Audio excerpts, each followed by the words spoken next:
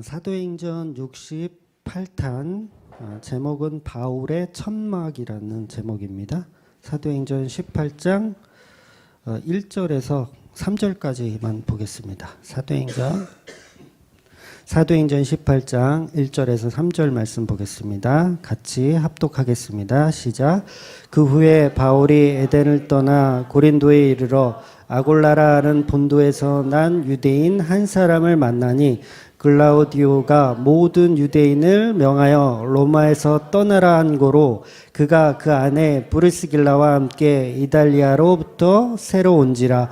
바울이 그들에게 가매 생업이 같음으로 함께 살며 일을 하니 그 생업은 천막을 만드는 것이더라. 아멘. 네. 설교를 이렇게 하다 보면 설교의 내용이 거의 이제 두 가지가 있잖아요. 하나는 신본주의, 그리고 하나는 인본주의. 이 두 가지가 있어요. 그런데 신본주의적인 설교를 하다 보면 이제 복음을 이해하지 못하는 사람들은 어떻게 얘기하냐면 염세주의적이다, 너무 허무주의다, 이렇게 얘기하는 게 당연하죠.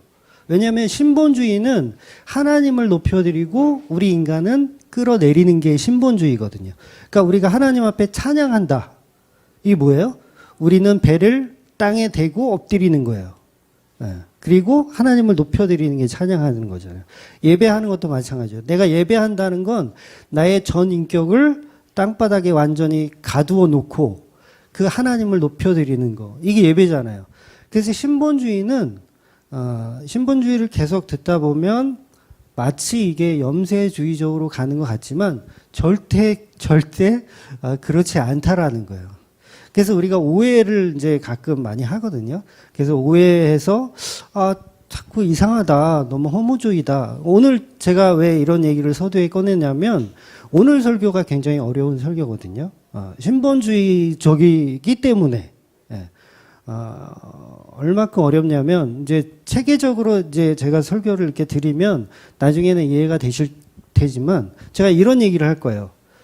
강도짓을 하는 게 성직이다. 이런 얘기를 제가 할 거예요. 이제 설교를 하다 보면. 근데 이 얘기를 그냥 일반 사람들이나 교회 다니는 사람한테 야, 강도짓 하는 게 성직이야. 이렇게 얘기하면 누가 이해를 하겠냐고요. 그런데 신본주의에 입각한 선에서 보지 않으면 그걸 이해를 못 한다는 거죠. 그래서 그리스도의 영이 이제 지난주에 말씀드렸던 이제 예정론에 관해서 잠깐 말씀드리고요. 그리스도의 영이 성령님이잖아요. 그 성령님이 여러분 안에 계신가요? 네, 여러분 안에 계신가요? 그러니까 예정론을 부정한다는 건 하나님이 우리와 함께 하신다는 말을 하면 안 되는 거예요. 네, 그렇잖아요. 하나님 우리와 함께 하셔서 무엇을 지금 하고 계시다라는 거죠. 계속 바울에게 하나님이 지금 함께 하시잖아요. 바울에게 하나님이 함께 하셔서 무엇을 하고 있다는 거죠. 그러니까 브리스길라와 아굴라를 오늘 만나요. 만나는데 이게 우연이냐는 거예요. 우연이냐? 아니라는 거죠. 바울 안에 하나님께서 함께 하신다면 그가 어디를 가든 무슨 행동을 하든 뭘 하든 그건 하나님의 섭리 가운데 있더라는 거죠. 그래서 브리스길라와 아굴라를 만나는 건 그냥 불교에서 말하는 그냥 인연으로 그냥 우연히 이렇게 만나는 게 아니라 하나님의 뜻 가운데 하나님의 목적을 가지고 만나게 해 주시더라는 거죠. 그래서 하나님의 섭리 가운데 생업을 같이 하게 되는 겁니다. 그 천막을 만드는 내용을 가지고 오늘 제목을 이제 바울의 천막이라고 말씀을 드리는 겁니다. 그래서 자유의지란 말은 하나님이 나의 인격을 존중해서 그냥 네가 죄를 지을지 뭐 구원을 받을지 네가 결정을 해 라고 하는 게 자유의지잖아요. 그냥 내버려 두시는 하나님이라면 하나님께서 내가 너희와 함께 한다는 말씀을 하셔서는 안 되는 거예요. 예수님이 내가 끝날까지 내가 너희와 함께 하겠다라는 말씀을 하면 안 돼요. 왜? 자유의지인데 왜 와서 참견을 해? 그렇잖아요. 그러니까 이게 굉장히 모순이라는 거예요. 그러니까 자유의지를 주장하는 신학자들이 상당히 많이 있잖아요. 근데 그 사람들은 하나님이 우리와 함께 하신다라는 말을 하면 안 된다고요. 하나님 우리와 함께 안 해요. 우리가 마음대로 사는 거예요. 우리가 죄 짓고 싶으면 죄 짓는 거고요. 우리가 착한 일 하고 싶으면 착한 일 하는 거고요. 예수 믿고 싶으면 예수 믿는 거예요. 그 우리의 의지예요. 하나님 우리와 함께 하시지 않아요? 라고 말해야 되는데 무슨 일하는 거죠? 하나님 우리와 함께 하신다고 자꾸 얘기를 하면서 또 자유의지가 또 맞다라고 주장을 하더라는 거죠. 그렇지 않습니다. 그리스도의 영은 우리와 늘 함께 계시기 때문에 하나님이 이끄시는 대로, 하나님이 예정하신 대로만 움직일 수밖에 없는 존재가 바로 성도의 삶이라는 거예요. 그래서 하나님이 그냥 유기된 백성, 지옥 가는 백성들은 그냥 내버려 두시는 거야. 함께 하시지 않아요. 물론 무소부재한 하나님이시지만 믿지 않는 자에게는 그를 버려두시는 개념으로 가는 거예요. 그래서 성도가 이제 죄를 짓는다고 하는 것은 사실 우리의 의지로 우리가 막 하는 게 아니라 어쩔 수 없이 하는 거예요. 죄를 짓는 거. 그러니까 성도도 죄를 짓거든요. 일반인도 죄를 짓지만 근데 우리 성도들은 내가 뻔히 알면서 짓는 죄를 점점 지을 수가 없게 돼요. 그게 하나님이 함께 하시기 때문이에요. 그러니까 다른 사람들과 똑같이 우리가 죄를 짓지 않더라는 거죠. 그게 하나님이 우리와 함께 하셔서 우리 가운데 우리의 삶을 주장해 나가시기 때문에 그런 거예요. 그래서 성도들은 대놓고 막 죄를 짓지 않아요. 그러니까 이 자유의지가 없어버리면 막 대놓고 죄 짓고 뭐 막 사냐 뭐 이렇게 얘기하는데 절대 그럴 수가 없습니다. 늘 성도는 죄 앞에서 고민을 하게 돼요. 고민. 이게 죄인가? 아니면 죄 아닌가? 이거를 고민하게 된다는 거죠. 그래서 성도는 내 마음대로 죄를 결정하고 선택할 수가 없고 계속해서 자기 부인이 일어나고 십자가에 나의 자아가 죽어서 그 죽은 자로 계속 발견이 되더라는 거예요. 그래서 성도의 삶을 세상 사람들은 절대 이해를 못합니다. 그러니까 이상한 소리 하는 거예요. 예정론을 주장하는 사람한테 뭐 인간이 로봇으로 태어났냐라는 식으로 이야기를 하더라는 거죠. 그래서 예수님은 우리를 만들어 놓고 우리를 그냥 관찰, 얘가 잘 사나 못 사나 이렇게 관찰하시는 분이 아니라 우리 안에 오셔서 우리를 주장하시더라는 거죠. 그게 바로 피조물의 모습인 거예요. 피조물. 하나님이 원하는 방향으로 만들어지는 상태. 그게 피조물의 상태라는 겁니다. 그걸 성령 받은 사람이라고 하는 거예요. 즉 예수님의 십자가 구원의 그 믿음은 철저하게 나로부터 출발한 믿음이 아니고 그냥 유대인들은 똑같이 이제 떡을 주시는 하나님을 믿잖아요. 떡을 주신 하나님. 다른 교인들도 그렇죠. 떡을 주신 하나님. 그런데 나에게 좁은 길을 인도해 주신 그 하나님을 믿을 수 있더라는 거예요. 그래서 이 내용을 가지고 지난주에 절대 주권에 대해서 예정론에 관해서 말씀을 드렸고요. 오늘 이제 고린도 교회로 넘어왔습니다. 이 고린도 교회에 관해서도 할 얘기가 많더라고요. 그래서 서론적인 이야기를 해야 되는데 서론적인 이야기도 못할 것 같고 그래서 신약 배경사 같은 거 사실 중요하지 않거든요. 뭐 그런 것들은 이렇게 물론 전혀 몰라도 문제가 되지만 그래도 간간히 제가 필요한 것들만 이렇게 알려드리고 넘어가기 때문에 뭐 고린도가 어디에 붙었는지 뭐 여기가 땅덩어리가 얼마나인지 뭐 이런 거는 그냥 굳이 이렇게 아실 필요는 없고 그냥 간단하게 고린도는 항구 도시였다.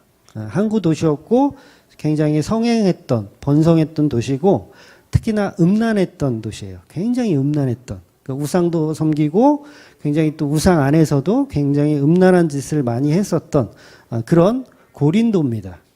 그래서 바울이 에덴에서 전도를 하다가 이곳 고린도로 에덴에서 조금 이제 밑으로 내려오는 거예요. 배를 타고 내려왔어요. 그런데 이제 혼자 왔죠. 혼자 왔어요. 혼자 와서 보니까 이제 직업을 갖게 되는 거예요. 그러니까 성경이 구체적으로 왜 직업을 가졌으며 또 왜 이 아골라 부부를 만났는지 정확히 나오진 않아요. 근데 오늘 본문에서 바울이 직업을 갖고 있는 내용이 나와서 사실 카페에 어떤 분이 지난주에 질문을 하신 거 혹시 보신 분 아마 계실 거예요. 직업에 대해서 질문을 하셨어요. 그래서 이번 주에 이제 천막 이야기가 나오면 제가 이 바울의 생업에 대해서 설명하려고 딱 생각을 하고 있다가 그분이 질문을 하시길래 그냥 이제 오늘 드릴 설교 중에 일부를 제가 이렇게 글을 올려드렸는데, 굳이 천막 치는 일이요, 바울은 필요가 없습니다. 이게 무슨 얘기냐면, 바울이 지금 막 돈이 떨어졌어. 돈이 없어서 이거 굶게 생겼어. 아, 그래서 내가 일이라도 해야 되겠다 라는 상태에서 일을 하러 간 게 아니에요. 그러니까 성경을 지금 오늘 본문을 천천히 읽어보시면 그냥 그런 내용들이 다 이렇게 생략되어 있어요. 왜 그랬는지 구체적으로는 몰라요. 그런데 뭔가가 필요해서, 내가 필요에 의해서 지금 천막 짓는 일을 하는 게 아닙니다. 왜냐하면 디모데가 지금 빌립보에서 내려오는데 뭘 가지고 내려와요? 모르세요? 연보를 가지고 내려오고 있어요. 그리고 떠나올 때 뭐라 그랬냐면 속히 내게로 오라 명령했거든요. 신라하고 디모데한테 전해달라. 속히 내게 오라고 전해달라. 그렇기 때문에 지금 디모데는 연보를 가지고 오고 있는 중이에요. 그래서 굳이 바울이 이렇게 돈이 막 없어가지고 궁색해가지고 취직 자리를 찾고 있는 건 아닌 거예요. 그래서 오늘 본문을 읽어보시면 아골라 부부를 먼저 만나요.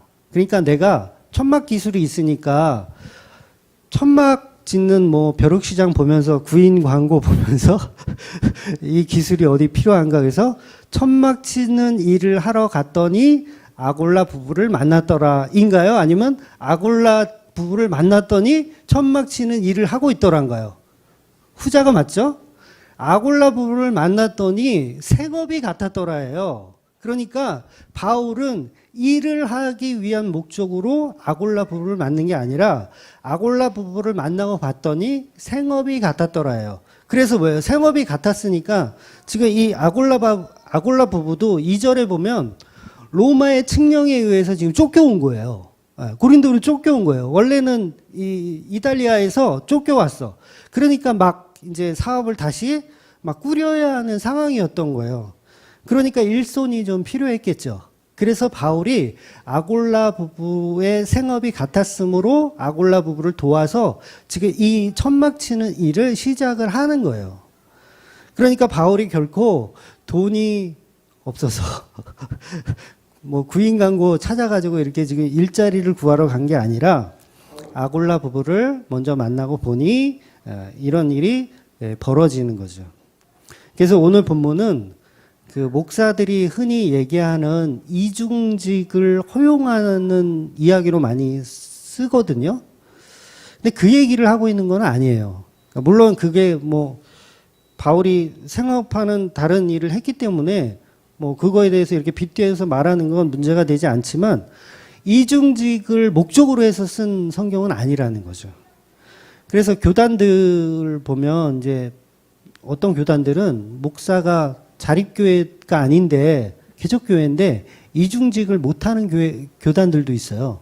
그러니까 목사는 무조건 개척하면 성도가 한 명이라도 무조건 하나님께 달라고 기도하고 뭐 대리운전이나 뭐 이런 거 하지 말라 이렇게 얘기하는 교단들도 있어요.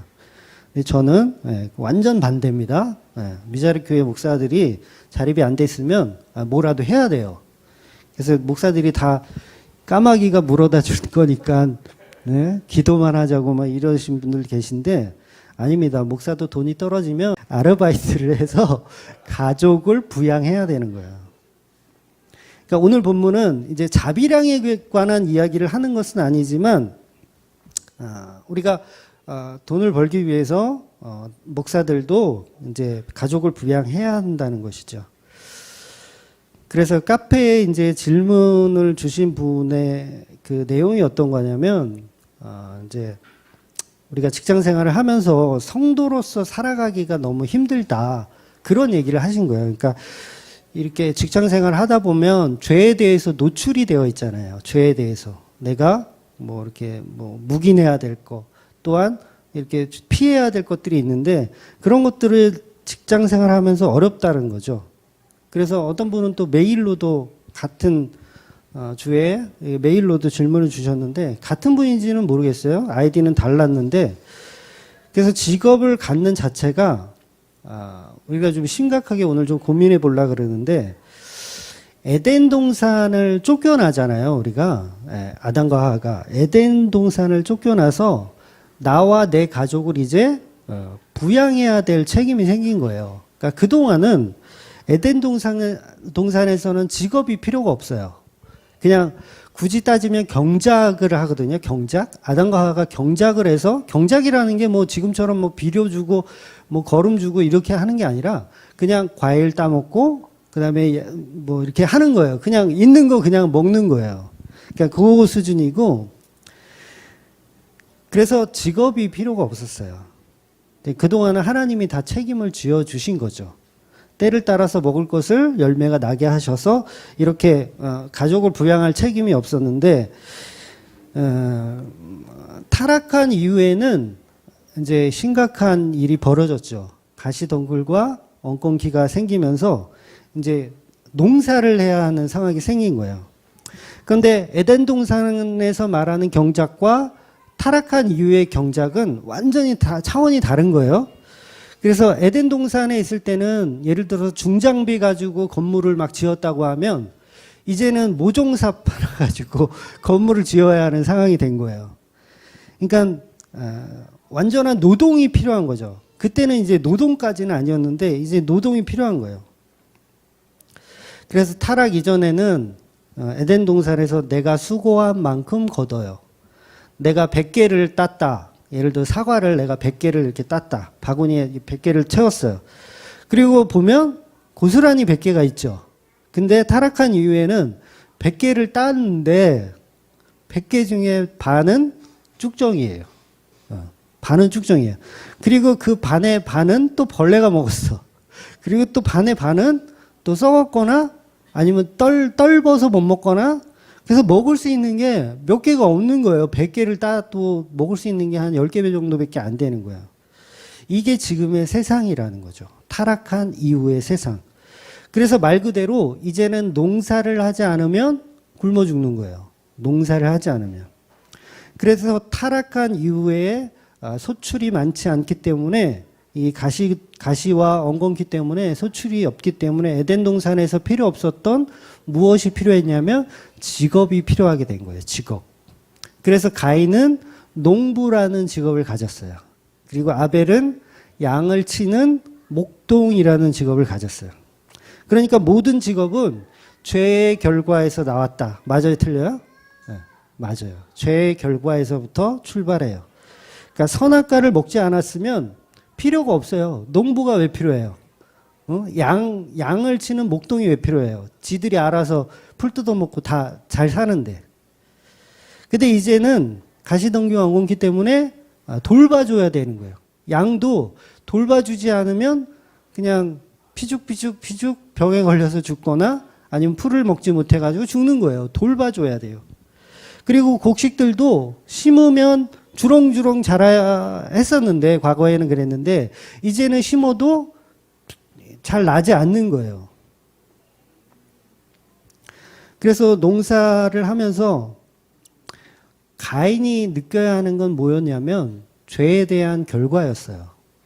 아, 이게 우리가 선악과 먹기 때문에 이렇게 고생을 하는구나. 내가 농사 지을 때. 그래서 가인이 느껴야 하는 건 죄에 대한 결과. 그걸 인식해야 되는데 이 가인은 뭘 인식했냐면 나의 피땀 눈물을 인식했어요. 그러니까 죄에 대한 결과로 보지 않고 내가 이만큼 노력해서 이만큼 소출을 얻었다는 거에 대한 기쁨을 갖고 있었어요. 여러분한테 물어볼게요. 여러분이 회사를 다니거나 뭐 사업을 해서 돈을 좀 벌었어요. 월급을 받았어요. 그러면 그 월급을 보면서 야, 내가 한 달 동안 피땀 눈물을 흘려가지고 내가 돈을 벌었네. 이렇게 생각하시는 분 있나요? 거의 대부분은 그죠? 이렇게 생각을 하죠. 이렇게 생각을 하죠. 대부분은 다 그렇게 생각해요. 그런데 그 월급을 보면서 야, 이 죄에 대한 결과물. 야, 이씨, 인간의 죄 때문에 내가 개고생을 하고 이 돈을 이렇게 어렵게 벌어야 되나? 이런 생각을 하지 않잖아요. 그러니까 우리가 지금 우리의 방향성을 잃어버린 거예요. 그마저도. 그러니까 가인은 그걸 봤어야죠. 피땀 눈물을 보는 게 아니라 우리의 죄의 결과물을 보는 거예요. 야, 우리가 하나님 앞에 이렇게 순종하지 않았더니 이렇게 벌어먹기가 힘들구나. 요걸 봐야 되는데 세상 사람들은 그걸 보지 못하더라는 거죠. 그래서 돈을 성경은 죄로 봅니다. 돈을 죄로 봐요. 근데 우리는 뭘로 봐요? 축복으로 봐요. 그러니까 이게 지금 얼마나 인본주의로 우리가 살고 있냐는 거예요. 돈이라면 남을 속여서라도 길을 쓰고 벌어요. 예? 그렇잖아요. 제가 초등학교 때 이제 테니스장이 있었어요. 초등학교 테니스장. 그러니까 요즘 테니스장은 우레탄으로 이렇게 잘 발라져 있어가지고 뭐 관리하고 그런 게 없는데 옛날에는 어릴 때니까 80년대 초반이니까 이 테니스장이 그냥 흙인데 흙을 고르게 해야 돼요. 돌멩이 조그만 거 하나라도 있으면 이게 승패에 영향을 주기 때문에 판판하게 해야 돼요. 그래서 돌로 된 롤러가 있어요. 엄청 큰 거. 그거 밀어가지고 팡팡하게 만들어요. 근데 초등학교 때 이게 개념이 없으니까 테니스가 뭔지 뭐 우리가 알아? 근데 거기 땅이 너무 좋은 거야. 뛰어놀기가. 그래서 친구 몇 명하고 거기 테니스장을 원래는 잠가 놓거든요. 근데 거기를 담을 넘어서 들어갔어요. 거기서 뭘 했냐면 우리 남자분들을 아실까요? 오징어라고. 네? 네, 오징어라고 기억나세요? 오징어라는 게임이 있어요. 뭐 큰 집, 작은 집 비슷한 건데 뭐 시계불알이라고 얘기도 하죠. 그러니까 오징어를 이 바닥에다 아주 크게 그려놓고 이제 두 패로 나누어서 공격하는 팀, 수비하는 팀 나눠놓고 이제 그 오징어 그림 안에서는 두 발로 다닐 수 있고 밖에 나가면 한 발 뛰기로 다녀야 하면서 서로 몸싸움을 하는 게임이에요. 몸싸움에서 이제 쓰러뜨려 가지고 이제 그 자리를 선nhập 하는 뭐 그런 게임인데 아니 그때 테니스장에 들어가서 거기다 오징어를 그려놓고 그걸 하는 거예요. 와, 지금 생각해도 끔찍해. 체육 선생님이 그걸 보고 뒤집어진 거지. 그래가지고 우리가 다 이제 잡혔어요. 잡혀가지고 친구들이 교무실로 끌려가가지고 이제 퇴근하고 선생님들 다 퇴근하고 난 이후였거든요. 그러니까 교무실에 끌려가가지고 무릎을 꿇고 이제 손을 들고 이제 반성을 하고 있는 거죠. 그리고 선생님은 너네들 똑바로 하고 있어. 그리고 이제 자리를 잠시 비웠어요. 그러면 우리 친구들끼리는 뭘 해야 되냐면 이 죄에 대한 인식, 우리가 뭘 잘못했는지를 봐야 되는데 우리가 뭘 하냐면 여기서 손 들고 있잖아요. 그러면 또 오기가 발동해서 야, 누가 오래 버티나. 이거 손 내리는 애가 떡볶이 사기. 응? 손 내리는 애. 좀 애들이 좀 착했어요. 보통은 이제 선생님 다 가면 다 손 내리는데 우리는 안 그랬었거든요. 우리 친구들은. 오기가 있어가지고 누가 체력이 약하냐. 누가 먼저 손을 내리냐. 손 내린 놈이 떡볶이 사기. 그러니까 우월감에 빠지는 거죠. 나는 내 팔은 튼튼해. 나는 훌륭해. 라면서 우월감이 빠지는 거예요. 그러니까 이게 무슨 얘기냐면 나는 훌륭하다라는 거예요. 계속. 죄에 대한 인식은 전혀 못하고 야, 이까짓 거 손드는 거 나는 버틸 수 있어. 나 무릎 꿇는 거는 나 검도를 배워가지고 나는 무릎 꿇는 거는 아주 잘할 자신 있어. 이러면서 그 죄에 대한 결과물을 가지고 우월해지더라는 거예요. 이해가 되세요? 그러니까 죄에 대한 결과물. 우리가 직업이라는 게 죄에 대한 결과물인데 그 결과물을 가지고 우리 뭘 하고 있냐면 우리의 우월함을 드러내고 있더라는 거예요. 이게 얼마나 지금 한심한 이 초등학생들이나 하는 수준의 그런 삶을 우리가 살고 있냐는 거죠. 그러니까 그분이 이제 카페에 질문하신 그분이 복음을 지금 제대로 접하고 계신 거예요. 사실은. 그러니까 직업에 대한 죄를 계속 발견하고 계신 거예요. 그러니까 이게 고민이 돼가지고 질문을 하신 거예요. 근데 이 직업이 너무 좋은 사람들은 그런 의식 자체가 없습니다. 그냥 자기 뭐 사자 들어가는 그 직업이 얼마나 우월감이 있어요. 근데 사실은 그것도 다 죄에 대한 결과물이거든요. 그러니까 에덴 동산에서 식물들이 하나님의 창조의 질서를 따라서 알아서 잘 자라주는데 직업이 필요하게 된 것은 우리의 죄 때문이에요. 선악과 먹은 그 죄 때문에. 곡식이 열리지 않는 거예요. 쭉쟁이만 열리고 벌레가 먹고 떨궈서 먹을 수가 없어요. 그러니까 해마다 저희 집에서 이제 그 수박씨를 발화를 시켜가지고 화분에다 심거든요. 그래서 수박씨를 접시에다가 휴지 깔아가지고 좀 따뜻한 곳에 넣어놓으면 이게 싹이 나요. 거의 다 나더라고요, 싹은. 그러니까 슈퍼에서 사는 그 수박 가지고. 그래서 올해도 5개를 심었어요. 화분에다 옮겨 심었어요. 5개를. 5개를 심었는데 한 달도 안 돼서 5개가 다 죽었어요. 심은 대로 거둔다는 말은 뻥이에요. 심은 대로 거둔다는 말, 이게 성경에 있는 말이에요, 여러분. 이게 뻥이더라는 거예요. 제가 해봤더니. 갈라디아서 6장 7절에 있는 말씀이거든요. 근데 사람들도 그 말씀을 가지고 적용하면 살아요. 뭐 예를 들어서 인과응보. 그것도 뭐예요? 심은 대로 거둔다. 그 얘기거든요. 인과응보.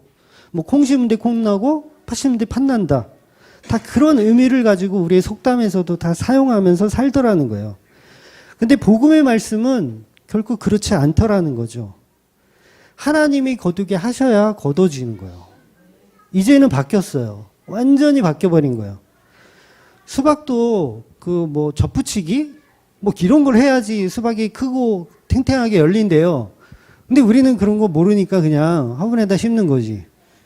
그럼 얼마 살다가 죽는 거예요. 얘는 왜 죽냐 도대체? 그렇게 물을 잘 주고, 물을 잘 줘서 죽는 것 같아. 그냥 안 되더라는 거예요. 수박을 100개씩을 심어도 그게 다 살지 않더라는 거죠. 집에서 요즘 아이들하고요, 그 스티로폼에다가 그 뭘 하고 있냐면 계란을 부화시키려고 지금 넣어놨어요. 그래서 아이스박스에다가 이제 계란 부화기 조그만 거 있어요. 그 온도가 들어있는, 온도를 유지시켜주는 장치. 그래서 그걸 해가지고 계란을 7개를 넣어놨거든요. 그래서 그 열흘 정도 됐어요, 지금. 열흘 정도 됐는데, 그걸 이제 그 프레쉬로, 핸드폰 프레쉬로 비춰보면, 그게 이제 핏빛이 보인다 그래요. 그래서 수정이 되면 핏빛이 보인대요. 근데 7개를 넣었는데, 지금 1개만 보여요. 나머지 6개는 안 보여. 냉장실에 너무 오래 있어서 그런 것 같아요. 유정란을 했죠, 당연히. 유정란을 했는데, 1개밖에는 안 보이더라고요. 그래서 몇 마리가 병아리로 태어날지는 모르겠는데, 일단 뭐 나오면 잘 키워보도록 할 건데, 다 되지 않더라는 거예요. 다 되지 않더라는 거예요. 에덴 동산에서는 다 됐겠죠. 네, 범죄한 이후에는 그게 안 되더라는 거예요. 그래서 이제는 전문성이 필요한 거예요. 이 계란을 부화시키는 전문가가 부화를 시키면 어때요? 7개면 7개를 다 부화시킬 수 있어요. 수박도 마찬가지죠. 전문가가, 농부가 심으면 7개 심으면 7개가 다 싹이 나고 다 주렁주렁 열릴 수가 있더라는 거죠. 근데 우리는 그게 없어요. 기능이 없는 거예요. 그래서 이 직업이라고 하는 전문성을 인간들이 스스로 개발해 내더라는 거예요. 그래서 그거를 우리가 직업이라고 합니다. 그래서 직업은 성직으로부터의 출발이 아니고 죄로부터의 출발이에요. 보통 직업을 우리가 성직이라 그러잖아요. 성직. 좋은 직업, 뭐 성스러운 직업. 그래서 성도의 직업은 다 성직이다. 보통 이제 교회 목사님들이 다 그렇게 얘기하는데, 그래서 인간의 어떤 타락, 그 타락의 상태이기 때문에 우리는 약육 강식의 세상에서 지금 살고 있는 거예요. 그래서 장사를 하더라도 50원의 물건을 사서 내가 100원에 팔아야 되는 거예요. 이게 장사예요. 50원에 사서 100원에 파는 거. 근데 보세요. 이게 합법적인 사기예요, 사실. 예? 이해가 되세요? 합법적인 사기예요. 50원에 사서 100원에 파는 거야. 근데 물론 그게 비윤리적이라는 게 아니에요. 그 장사니까 당연한 거지. 그러니까 우리가 사는 이 세상은 죄에 속한 세상이기 때문에 그게 가능한 거예요. 에덴 동산에서 아담과 하와가 서로 장사를 할 수 있을까요? 내가 50원에 떼온 거 100원에 팔고 그럴 필요가 없어요. 왜 그래요? 너무 많으니까. 풍족하니까 장사가 필요가 없어. 우리가 장사가 가능하다는 건 뭐예요? 내가 없으니까 그거 사는 거 아니에요. 근데 에덴 동산은 다 있어. 장사가 필요가 없어. 그래서 이 세상은요, 공짜가 없습니다. 공짜는 유일하게 예수님의 십자가밖에 없어요. 모든 거는 공짜가 없어요.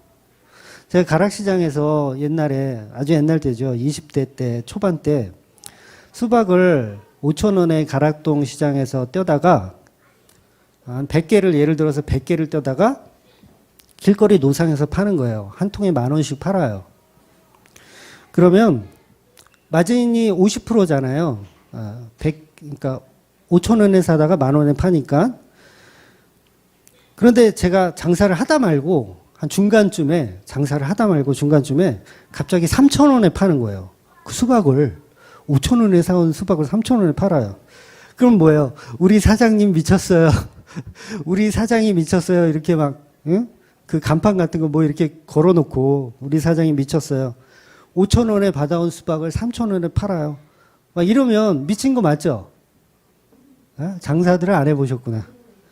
근데 보세요. 장사를 안 해본 사람들은 그렇게 손해보면서 왜 장사를 하지? 라고 생각하는데 장사꾼들은 딱 알아요. 그게 손해보는 게 아니라는 걸 알아요. 그게 어떤 차이가 있냐면 보통 우리가 장사를 안 해본 사람들은 수박을 하나를 생각해요. 수박 하나에 5,000원에 샀으니까 10,000원에 판다. 이것만 생각하는데 정말 장사꾼은 100개를 생각하는 거예요. 100개를 내가 50만 원에 사온 거예요. 100개를 50만 원에. 그러면 100개 중에 50개를 내가 10,000원에 팔았어요. 그럼 50개가 팔렸어. 그러면 본전이 회수됐어요. 그 본전이 회수됐으면 그 다음부터 파는 수박은 1,000원에 팔더라도 1,000원이 남는 거예요. 5,000원 팔면 5,000원 남는 거고 10,000원에 팔면 10,000원 남는 거예요. 20,000원 팔면 20,000원 남는 거예요. 그렇기 때문에 손해보는 게 아니라 그것도 역시 장사를 하고 있는 거예요. 그러니까 핸드폰 가게 같은 데 보면은 우리 사장님이 미쳤어요. 그거 다 뻥이에요. 그거 다 거짓말이에요.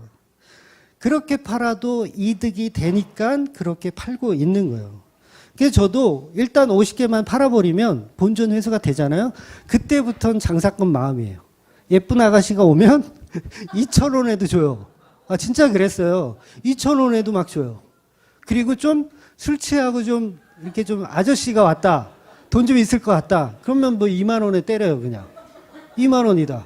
근데 노점이기 때문에 뭐 어디 다른 데 가서 살 것도 없어. 일단 술 취하셨기 때문에 여기서 사지 않으면 살 데가 없으신 분이야.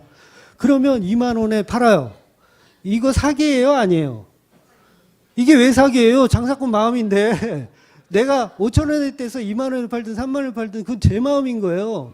사기가 아닌 거예요. 그러니까 이게 장사라는 거예요. 이게 장사. 근데 소비자는 어쩔 수 없이 그 물건을 사더라는 거죠. 왜냐하면 없으니까, 필요하니까 사게 되는 거야. 그러니까 이 세상 원리가 그렇다는 거예요. 이 세상의 원리. 그래서 우리가 돈을 많이 번다는 것은 약육강식의 세상에서 누가 더 많이 빼앗느냐예요. 누가 더 많이 빼앗느냐.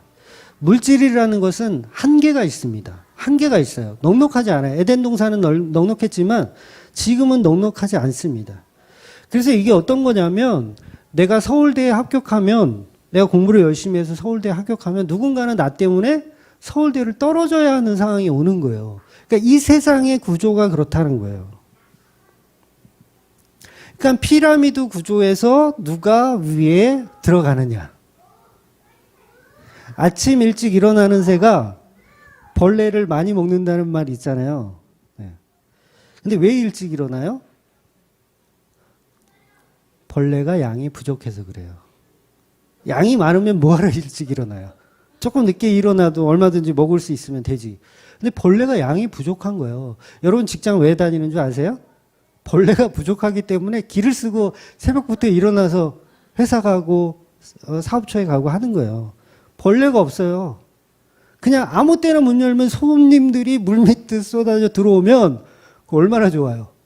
그렇지 않더라는 거예요. 꼭 아침부터 저녁 늦게까지 수고를 해야 벌레를 잡아먹는 거예요.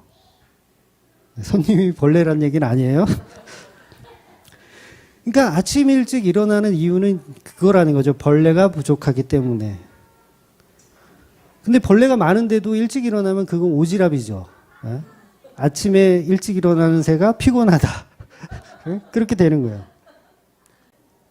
그래서 직업이 필요하고 열심히 일을 해야 먹고 사는 구조가 되어 있다라는 거죠.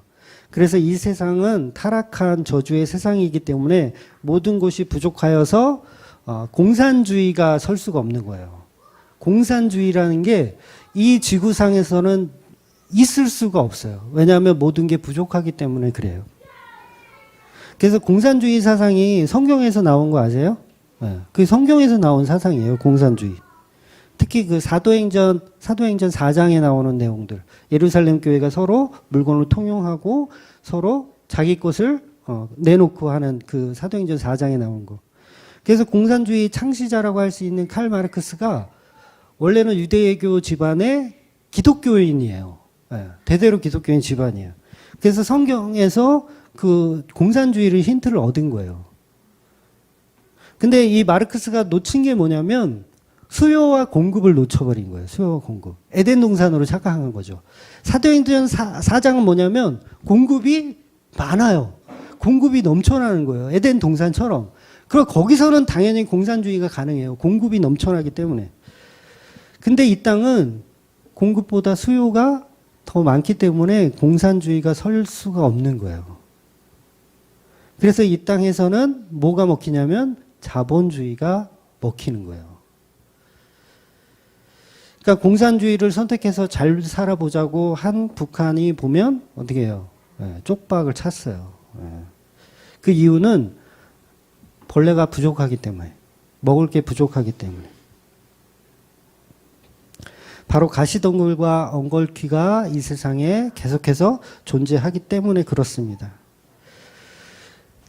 그래서 이 세상, 이 교회라고 하는 이곳이 그 사도행전 4장에 나온 교회를 작은 천국이라고 얘기도 하는 거예요. 작은 천국. 공급이 원활한 세상. 아담과 하와가 살았던 그 에덴 동산을 상징하기 때문에 그랬습니다. 그래서 공산주의로 살면 다 굶어 죽습니다. 이 땅에서는 그렇게 했다간 큰일 나요. 자본주의로 갈 수밖에 없어요. 그러니까 공산주의가 나쁘고 뭐 자본주의가 좋다 그런 얘기가 아니라 이 땅에서 해야 할 시스템은 자본주의라는 거죠. 안 그러면 다 죽는 거예요. 그래서 요새 어떤 분이 이제 마스크 그거 이제 대박 났잖아요, 마스크가. 그래서 그거 공장을 증설하고 막 투자비를 막 이렇게 해가지고 엄청 많이 늘렸다고 하더라고요. 그런데 이제는 상황이 달라져 버렸어. 그래서 망했다는 얘기를, 고전하고 있다는 얘기를 뉴스에서 봤는데 수요와 공급이 계속 뒤죽박죽 되는 게 이 세상이에요. 그러니까 안 되는 거예요, 이게. 뭘 해도 안 되는 거예요.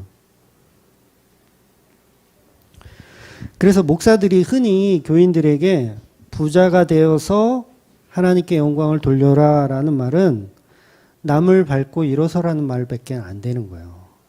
남을 밟고 일어서라.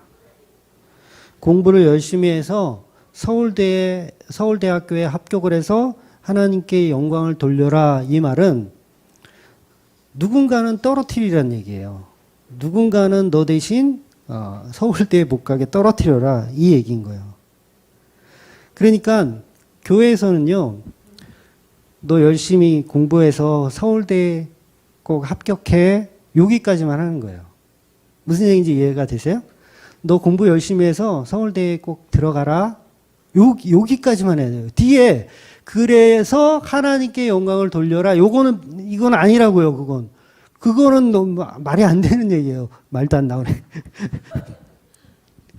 그러니까 타락한 이 세상에서 너무 욕심을 부리다 보니까 이거 똥인지 된장인지 모르는 거예요, 지금. 하나님의 속성 자체를 이해 못하는 거예요.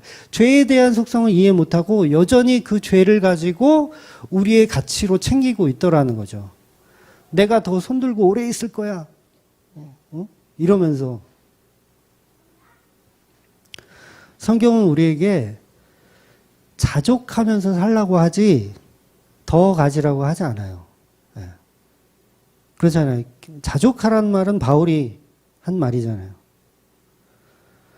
성경에서 말하는 뭐 구하라, 두드려라, 찾으라, 막 이게 뭐예요?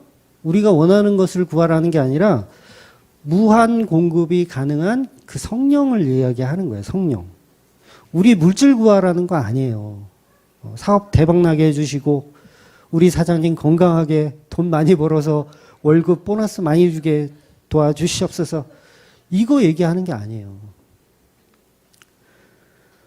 어떤 목사님이요, 주중에 이제 제 설교를 비판하는 거를 이렇게 보내왔어요. 다른 사람 통해서 봤는데, 그 내용에 뭐가 있었냐면, 요 얘기가 있는 거예요. 제가 이제 구하라, 뭐 이런 거는 물질을 구하는 게 아니다. 성령을 구하는 거다. 그런 설교를 했었잖아요. 그러니까 그거를 비판해놨어. 그렇지 않다. 세상의 물질도 구하고 성령 두 가지를 다 구해야 된다. 라고 얘기하는 거예요. 근데 성경은 분명히 그거 아니라고 분명히 이야기하고 있거든요. 그러니까 마태복음 7장에는 이 구하라 두드리라는 것을 좋은 것이라고 표현해요. 좋은 것. 그런데 누가복음 11장에는 분명하게 성령이라고 명기를 해놨습니다. 성령. 너희가 찾고 두드리고 구하는 건 성령이다. 이렇게 명기를 해놨어요. 그러니까 아파트 당첨을 위해서 기도하라는 얘기가 아니에요. 근데 그분 목사님 주장은 그런 것도 기도를 해야 되고, 성령도 구해야 되고, 이렇게 보는 거죠. 그 비빔밥이에요, 비빔밥. 이것도 좋고 저것도 좋고. 잠언에서 부지런히 일하라. 이 말씀 있죠. 잠언에서 부지런히 일하라. 개미에게 가서 배워라. 그런 말 있어요. 응? 잠언에 개미에게 가서 배워라. 개미는 대장도 없고 인도자도 없고 통치자도 없는데도 불구하고 여름 내 열심히 일해서 저축을 해서 겨울을 난다. 이게 잠언 6장 6절에 있는 말씀이에요. 이 말이 열심히 일해서 너네들 부자 되라 이 얘기인가요? 그러니까 목사들이 이 문자대로 설교하면 너무 편해요, 사실. 얼마나 편해. 자기가 연구할 필요도 없고 그냥 개미 보고 열심히 일하라고 했으면 그냥 성도들한테 오늘은 야 개미를 본받으십시오 여러분. 뭐하고 놀고 먹고 있습니까? 얼마나 편해요, 설교하기. 연구할 필요도 없고 그냥. 물론 저도 가끔 그런 실수를 해요. 문자적인 해석의 오류로 실수를 하긴 하지만 잠언 6장을 전체적으로 읽어보시면 아시겠지만 어리석음에 대한 경고예요. 어리석음에 대한 경고. 그러니까 부지런하라, 열심히 살라 그 얘기가 아니라 어리석음에 대한 경고로 예를 들어서 개미를 들어다 설명하는 거예요. 어리석음에 대한 경고. 그래서 거기 보면 6장에 보면 노루와 사냥꾼의 비유도 나와요. 노루와 사냥꾼. 그리고 그물과 새에 대한 이야기도 나와요. 그러니까 뭐예요? 이게 개미도 역시 뭐예요? 무엇을 설명하기 위해서 끌어다가 사용한 그냥 인용한 하나의 예화라고요. 그러니까 이게 본질이 아니란 얘기죠. 바로 어리석음에 대한 어리석음에 대한 경고를 하기 위해서 끌어다 설명한 그 예화를 가지고 그게 본질인 줄 알고 있는 거예요.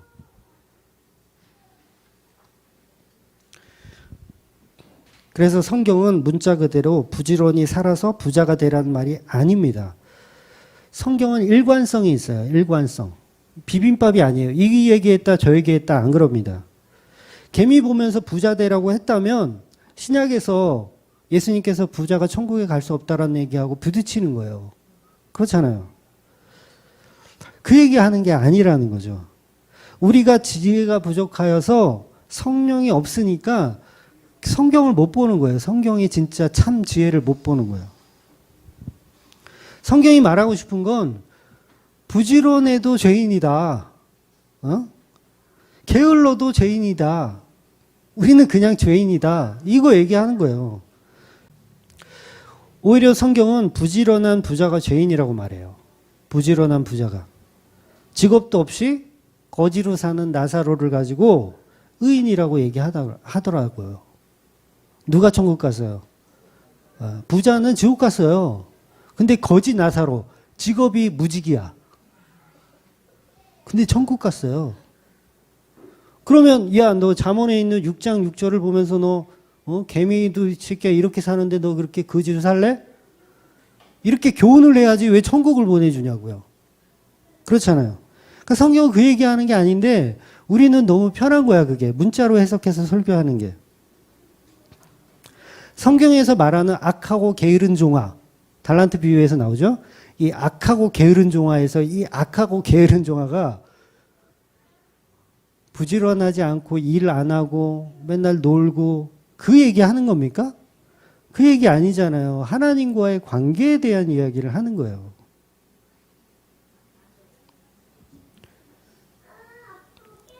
예수님 믿고 보통 이제 예수님을 믿고 나면 새벽 기도라는 걸 시작을 하잖아요. 조금 이제 뜨거워진 사람들은. 그럼 사람들이 뭐라 그러냐면 변화됐어. 예수 믿었더니 엄청 변화됐어. 굉장히 부지런해졌어. 와, 우리 남편이 예수 믿고 나더니 새벽 기도를 다녀. 엄청 부지런해졌어. 그 부지런함이 과연 변화된 거 맞나요? 네? 아니, 그럼 스님들은 어떻게 하라는 거예요? 스님들은 아침에 일찍 일어나가지고 변화됐어. 새벽같이 부처님의 은혜를 받아서 새벽같이 일어나가지고 빈 마당을 계속 쓸어. 스님, 빈 마당을 왜 쓰시나요? 저는 마당을 쓰는 게 아니라 제 마음을 쓰고 있습니다. 새벽에 일어나서 계속 쓸어. 야, 변화된 거예요. 우리가 한참 착각하고 있는 거예요. 그런 거를 가지고 변화됐다고 얘기하는 게 아니라는 거죠. 진짜 변화는 자기 직업이 가지고 있는 그 죄에 대한 속성을 더 깊이 깨닫는 거예요. 더 깊이. 내가 예수 믿기 전에는 모든 것이 다 좋아 보여. 근데 예수를 믿고 나서 모든 것이 다 죄라는 것이 보이기 시작하는 거예요. 그게 변화예요. 그게 변화. 그래서 십자가 은혜가 들어오면 그 십자가 은혜가 들어오면 들어올수록 나의 부지런함에 대한 의가 드러나는 게 아니고 전부 그게 드러나잖아요.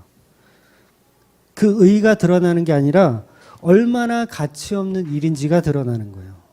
내가 그동안 새벽에 일찍 일어나서 남보다 1시간 일찍 출근해가지고 미리 다 세팅 다 해놓고 남들 다 퇴근했을 때 1시간 늦게 퇴근하면서 다 정리 다 하고 막 이런 거를 내 의로 여겼던 게 죄라는 것이 드러나는 게 변화되고 있는 거예요. 거꾸로예요. 우리는 거꾸로. 그래서 에덴 동산이라고 하는 십자가의 본질, 그 안식의 본질로 우리는 돌아가야 된다는 거죠. 안식일이 뭐예요? 아무것도 안 하는 거예요. 무직이에요, 무직. 거지예요, 거지. 노동하지 않는 거예요. 이 죄악된 세상에서 구별되어 사는 거예요. 구별되어 사는 거. 그걸 지혜로운 사람이라고 잠언이 이야기하고 있는 거예요. 그렇다고 지금 다 놀고 먹으라는 얘기를 하고 있는 거 아니에요? 그냥 못 알아듣는 사람들 때문에 설교가 점점 길어져. 이번 주 설교도요, 반만 갖고 왔어요, 제가. 반만 갖고 왔어. 원래 본문을 11절까지 잡았거든요. 그랬다가 3절로 줄였어요. 3절로 줄였어요. 이 직업에 대한 얘기만 하더라도 이게 1시간이 훌딱 가겠더라고요. 그래서 직업 자체가 성직이라고 말하는 분들이 많이 계신데 그렇지 않습니다. 세상의 직업 중에 성직이 있습니까? 성직. 성직 없어요. 네. 목사님이 성직이에요? 그럼 제가 문제 하나 드릴게요. 한국교회 목사님들하고, 직업이죠? 목사님들하고, 편의점 사장님들하고, 왜 비슷하니까. 편의점도 한 5만 개 되죠? 네. 편의점하고 목사님들하고 두 분을 딱 놓고 보는 거예요. 아주 솔직하게. 누가 더 사기꾼이 많을까요? 솔직하게. 목사 중에 훨씬 더 많아요. 왜냐하면 편의점 사장님은 바코드 찍는 대로 돈을 받아요. 그렇잖아요. 바코드 찍는 대로 돈을 받아요. 근데 목사들은 부르는 게 값이야. 야, 씨. 목사들은 아니라고 우기겠지만 성직 아닙니다. 보통 세상 일은 더럽고, 세상 일 더러워. 나는 좀 거룩한 일을 하고 싶어. 그래서 뒤늦게 이제 신학교 오시는 분들도 있잖아요. 뭐 권사들, 뭐 장로들이 이제, 나 이 더러워서 난 세상 일 못하겠어. 나도 목사 짓을 한번 해봐야 되겠다. 목사는 좀 성스러울 것 같고, 죄하고 좀 구별될 것 같고. 그런데요, 목사가 죄에 대한 노출이 가장 많습니다. 제가 해보니까, 야, 이거 죄에 대한 노출이 이렇게 많아? 편의점 사장들은 바코드만 찍어서 팔아먹으면 되는데 이 목사들은 안전망이 없어요. 안전망 자체가 없어. 하나님께 열심히 바치라고 해요. 그리고 지가 다 가져. 네? 여러분, 만약에 편의점 사장이 이 사람들한테, 이 고객들한테 바코드 찍으면서 혹시 저한테 투자하시면 제가 한 100배로, 30배, 60배, 100배로 튀겨드릴게요. 저한테 돈 좀 주세요. 막 이렇게 막 현란하게 말을 털어가지고 이렇게 거뒀다, 돈을. 편의점 사장님이. 그러면 그거 뭐예요? 그거 사기예요. 감옥 가요. 그거 감옥 가. 근데 목사들은 안전망이 없어. 30배, 60배로 제가 튀겨드릴 테니까 헌금하라고 하잖아요. 경찰들이 안 잡아가더라는 거예요. 제가 무슨 얘기를 하고 있는 건지 이해가 되시죠? 죄에 대한 노출이 목사들은 이게 장난이 아니에요. 이건 제가 이거는 한번 마음만 먹으면은 이거 떼돈을 벌 수 있겠다라는 생각이 들더라고요. 한번 해봐. 그러니까 성직이 없는 거예요. 이 세상은 목사 그러면 성직인 것 같죠? 개수작들 하지 말라 그러세요. 무슨 성직이에요? 여러분, 의사가 사람을 살리는 일을 하잖아요. 굉장히 성직 같아요. 그죠? 근데 성직이면 돈을 받지 말아야지. 그냥 무료로 치료해줘야지. 내가 암 고쳐줄 테니까 당신 나한테 5천만 원 내세요. 이걸 나쁘게 생각하면 물론 그렇게 보는 견해예요, 하나에. 이거 수박 장사보다 더 나쁜 거잖아요. 생명을 담보로 5천만 원 주면 내가 수술해주고 돈 없으면 수술 안 해줄게. 대형병원들은요, 접수를 해야 수술 받아요. 접수할 때도 돈을 내요. 돈을 내야 돼.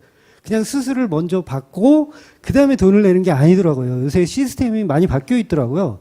어느 정도 돈을 내야 돼. 내야지 수술을 해줘요. 근데 이게 무슨 성직이에요.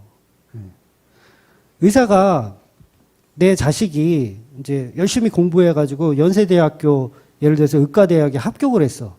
그럼 부모가 생각할 때, 우리 애가 이제 성직을 가졌구나. 이제 불쌍한 사람들을 많이 이제 치료해주고 그런 이 좋은 직업을 갖게 됐구나라고 생각할까요? 아니면 우리 아들은 이제 출세했구나라고 생각할까요? 출세 쪽으로 생각해요. 100이면 100, 출세했다고 생각하지 이제 슈바이처 같은 인물이 되는구나 라고 생각 안 하더라는 거예요. 세상이 이렇다는 거예요. 세상이.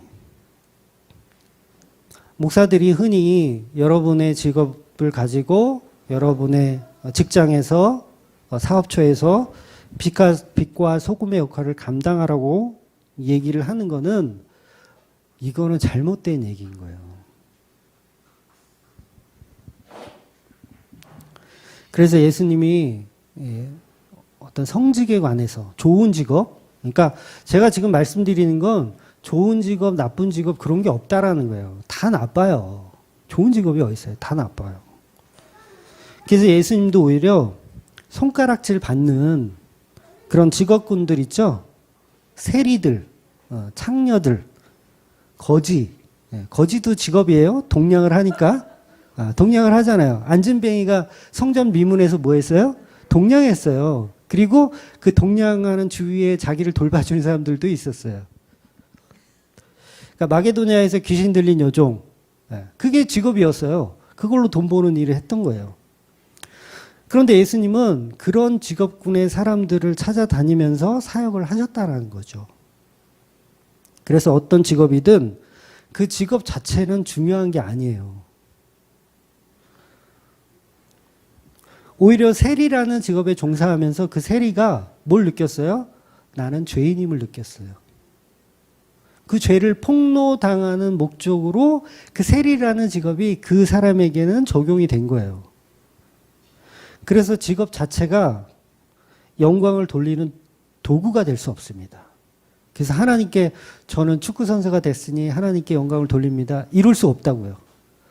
나는 지금 트로트를 잘 불러가지고 트로트 가수로 대박이 났어. 하나님께 영광을 돌립니다. 이런 얘기를 할 수가 없다고요. 그게 지금 죄 짓고 있는 거거든요. 그 직업 자체가. 직업이 아예 강도였던 사람. 제가 시작할 때 말씀드렸죠. 근데 강도 짓을 하는 게 죄라는 것을 나중에 알게 되잖아요. 그래서 이 강도짓하는 이 강도짓이라는 이 직업이 이 강도에게는 사실 성직이었던 거예요. 이런 개념에서 제가 설명드리는 거예요. 예수님을 만나는 도구가 됐어요. 강도짓 안 했으면요, 예수님 못 만났어요. 이 강도는요. 평생 뭐 예를 들어서 허준처럼 이렇게 줄을 서시오하고 이렇게 의사로 살았으면 예수님 못 만났어요. 근데 강도였기 때문에 예수님을 만날 수 있었던 거예요. 이 얘기는 물론 오해하시면 안 되세요. 뭐 강도짓을 하라는 얘기도 아니고 이 얘기의 본질은 뭐냐면 성도가 하는 모든 것은 하나님께서 협력하여서 선을 이루신다라는 얘기를 제가 드리고 있는 거예요. 설마 이거 못 알아듣고 공격하시는 분은 없겠지? 그래서 직업에는 성직이 없지만 성도가 가지고 있는 직업이 성직입니다. 그래서 사도 바울이 기독교인을 막 박해하고 다녔어요. 어떻게 보면 검사예요, 검사. 현대판 검사. 나쁜 사람 때려잡는 검사였어요, 사도 바울이. 사울이었죠. 근데 그 사도 바울에겐 그 상황이 사실은 성직이었던 거예요. 그 상황이. 그러니까 우리가 남의 직업을 가지고 손가락질해서는 안 되는 거예요. 긍휼한 마음으로 보셔야지. 제가 교회를 전에도 말씀드렸지만 교회를 하다 보면 처음 오는 사람들이 있잖아요. 제가 직업을 물어보지 않거든요. 스스로 말할 때까지 기다려요. 물어보지 않아요. 그 이유가 뭐냐면 그분이 어떤 직업을 갖고 올지 몰라요. 막말로 정말 속된 얘기지만 진짜 밤 업소에서 근무하시던 분이 올 수도 있잖아요. 그거 어떻게 알아? 요새 다 망했지만 그 노래방 도우미 다 망했잖아요. 그런 거 하다가 한 10년 하셨는데 그분한테 직업을 물어볼 수 없잖아요. 근데 그 직업이 나빠서 물어보지 말라는 게 아니라 그 직업이 그분에게는 성직이었던 거라는 거죠. 죄를 발견할 수 있는 도구가 되었으니까. 그래서 내 직업이 판사, 검사니까 너는 훌륭하다, 돈 많이 벌어서 교회 많이 헌금해라, 이건 방향성 자체가 말이 안 되는 거예요. 제가 목회를 하면서 6년 동안 교회를 건축해 주겠다는 사람이 2분이나 있었어요. 일단 입금을 해놓고 얘기를 해야 되는데 다들 말로만. 저와 여러분이 돈을 통해서 죄를 발견하셔야 된다고요. 근데 돈을 통해서 뭘 발견하냐면, 야, 내가 건축해 줄게, 내가 하나님께 바칠게, 이걸 생각한단 말이에요. 우리 방향성이 잘못된 거예요. 돈을 많이 벌면 많이 벌수록 야, 내가 죄를 이렇게 많이 지었네? 라고 생각하셔야지 돈을 많이 벌어가지고 야, 이걸 내가 하나님께 바쳐서 하나님께 영광을 돌리고 목사님 찌질하게 사는데 내가 도움 좀 주고 이래야 되겠다라고 생각하면 그 자기 가치를 챙기고 있는 거예요. 네. 돈 자체가 만몬입니다. 돈 자체가 만몬이에요. 세상에서 거룩한 부자가 어디 있어요? 거룩한 부자가 있대요, 글쎄. 성경 어디 그런 얘기가 나와요? 거룩한 부자.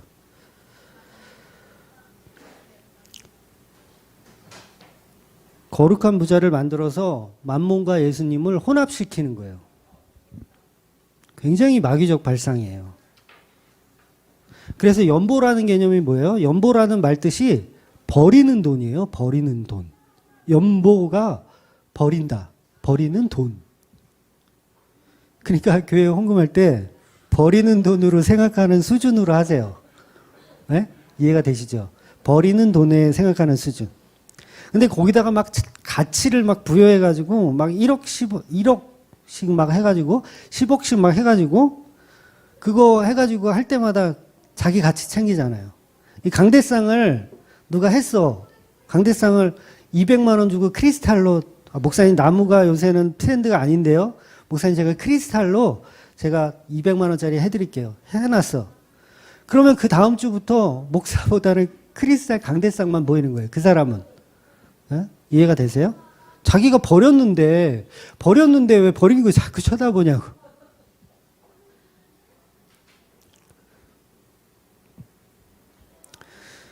그래서 우리는 그게 안 되더라는 거예요.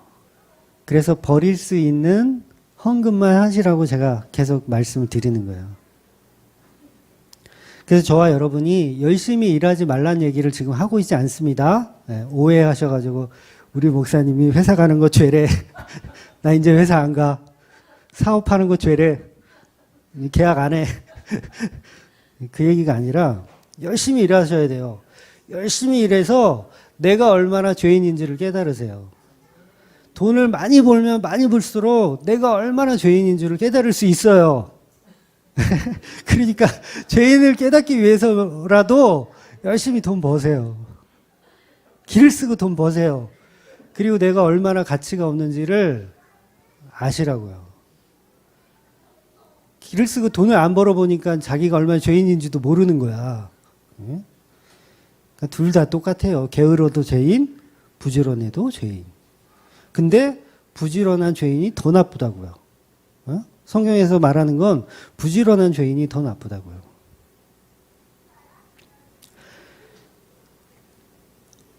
그래서 부의 축척을 하나님의 은혜로 둔갑시키지 말라는 얘기입니다.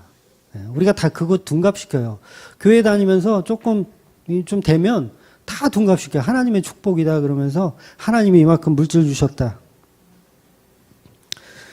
오늘 바울이 복음을 전하러 와서 천막 치는 일을 합니다.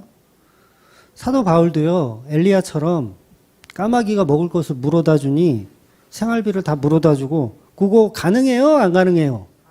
가능해요. 얼마든지 천막 치는 일을 할 필요 없어요. 얼마든지 가능해요. 그리고 여기 지금 이 2차 전도여행 할 때 성령님께서 계속 컨트롤 하잖아요. 환상도 보여주시면서 마게도냐로 건너가라. 건너왔으면은 알아서 줘야 될 거 아니에요. 근데 왜 천막 치는 일을 하게 해? 그러니까 브리스길라 아굴라 집에 갔을 때 막 쌀독에서 막 쌀이 막 넘쳐나. 막 천막 재료들이 막 생겨. 근데 바울이 직접 이 귀한 시간에 왜 복음 전하는 일을 멈추고 뜬금없이 천막 만드는 일을 하냐면 예수님은 돈 많은 사람 뭐 이야기를 하는 게 아니에요. 뭐 돈 벌어가지고 뭐 사역을 해라 이런 얘기를 하는 게 아니라 사람을 지금 붙여주신다는 얘기를 하는 거예요. 그러니까 본질은 천막 치는 일을 하는 게 아니라 브리스길라와 아굴라를 어떤 식으로 만나게 되고 또 어떤 은혜를 나누고 있는지를 지금 설명한다고요. 그러니까 빌립보에서처럼 루디아가 이제 먹여주고 재워주고 하잖아요. 그러니까 그런 사람을 만나면 되는데 지금 상황은 그게 아닌 거예요. 그래서 오늘 바울이 돈 버는 일을 하는 게 그게 목적이 아니라 브리스길라와 아굴라가 얼마나 친근한가를 설명하는 거예요. 친근한가. 그러니까 생업을 같이 한다는 얘기는 아예 그냥 같이 먹고 자고 하면서 계속 뭘 나눈다는 거예요? 복음을 나눈다는 얘기를 하고 있는 거예요. 지금 복음을 나눈다. 그 복음이 같았더라. 그 얘기를 하고 있는 거예요. 그래서 천막의 의미는 구약에서는 뭐가 있냐면 같은 지파의 의미를 갖고 있어요. 같은 지파끼리 천막을 치는 거예요. 그 의미를 갖고 있어요. 민수기 24장 2절 볼게요. 눈을 들어 이스라엘이 그 지파대로 천막 친 것을 보는데 그때 하나님의 영이 그 위에 임하신지라. 그러니까 브리스길라와 아굴라의 집에 사도 바울과 함께 지금 천막이 만드는 생업에 종사하면서 그 사람들이 복음으로 하나 되었다라는 걸 이야기하는 거예요. 돈 버는 거 얘기하는 게 아니에요. 돈 버는 거 아무 관심이 없어요. 어차피 지금 빌립보에서 지금 돈 가지고 오는데 지금 돈이 뭐가 중요해요. 그러니까 복음이 같았더라. 생업을 같이 하면서 복음을 같이 했더라. 여러분 복음이 안 맞잖아요? 생업 같이 못합니다. 어떻게 같이 해요? 제가 목사인데 저하고 방향성이 완전히 달라. 근데 한 주는 제가 설교하고 한 주는 다른 목사님 설교해. 이게 될까요? 네. 결국은 한 사람은 튕겨져 나가게 돼 있어요. 복음이 다르기 때문에.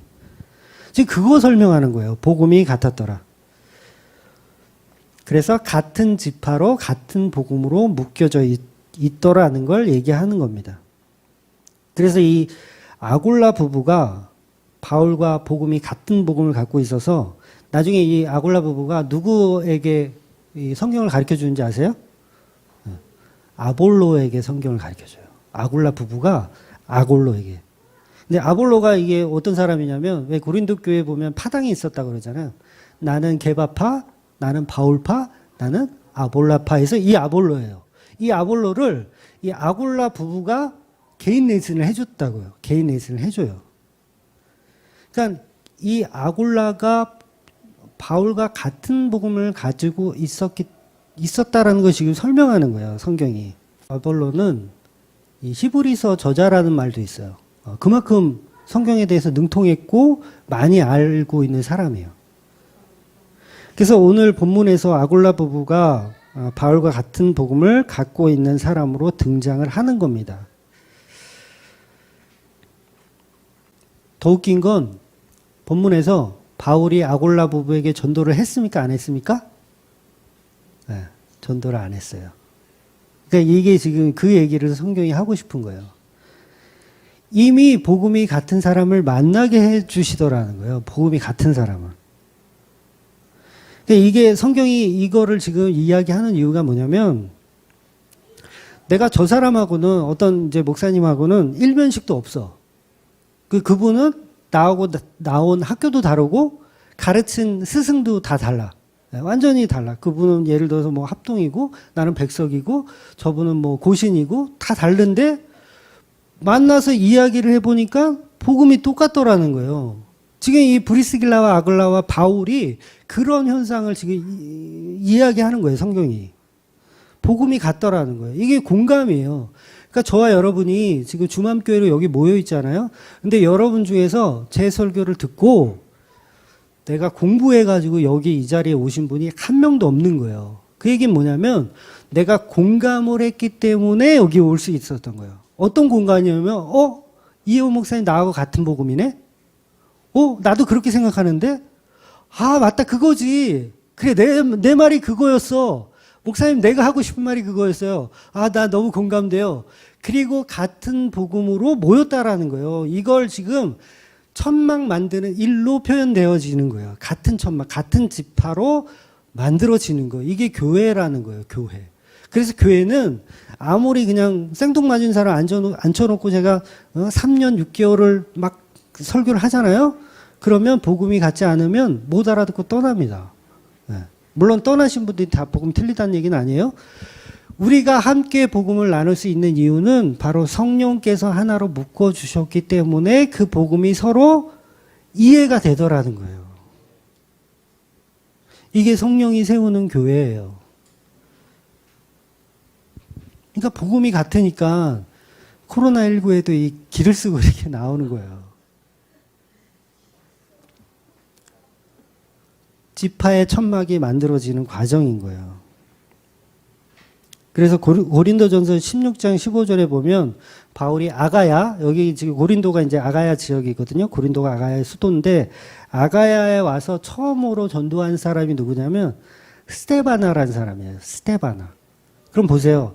처음 전도한 사람은 아골라 부부였더라. 이렇게 나오면은 제가 하는 설교가 다 헛소리가 되는 건데 처음 전도한 사람이 아골라 부부가 아니에요. 이 얘기는 아골라 부부는 이미 어디에선가 바른 복음을 듣고 바울과 동일한 이 믿음을 가지고 있었다라는 거죠.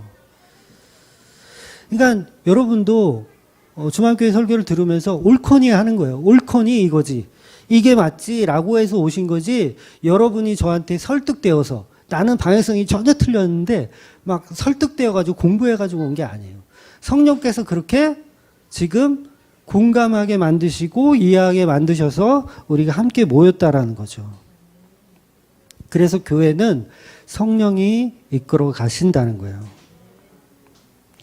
그래서 바울이 평일에는 천막을 만드는 일을 하면서 아골라 부부와 복음을 함께 나누고 그리고 안식일에는 회당에 가서 전도를 하는 겁니다. 그러다가 실라와 디모데가 마게도냐에서 내려와서 연보를 가지고 와서 이제 천막 씌는 일을 그만하고 이제 복음 전도에 더욱 열중을 하는 겁니다. 그래서 천막 만드는 이야기는 바울의 직업에 관한 이야기가 아니고 브리스길라와 아골라와 동일한 복음의 방향성을 가지고 있다라는 얘기를 하는 겁니다. 그래서 성령께서 만들어 가시는 교회는 복음의 방향성이 같아질 수밖에 없어요. 왜? 그렇게 심어줘서 여기에 모이게 하시는 거죠. 그래서 오늘 이 말씀을 보면서 거룩한 부자가 되어라 라는 식의 방향성을 버리시고 예수님의 십자가로 인한 같은 방향성을 가진 복음의 지파들 그것을 교회로 인식하시고 하나님의 영이 아까 우리 민수기에서 봤죠? 하나님의 영이 떠나지 않는 그런 지파가 될 수 있는 그런 예수 그리스도의 피의 공로가 영광이 되는 그 자리에 계시는 저와 여러분 되시기를 주의 이름으로 축원드립니다. 아멘. 기도하겠습니다.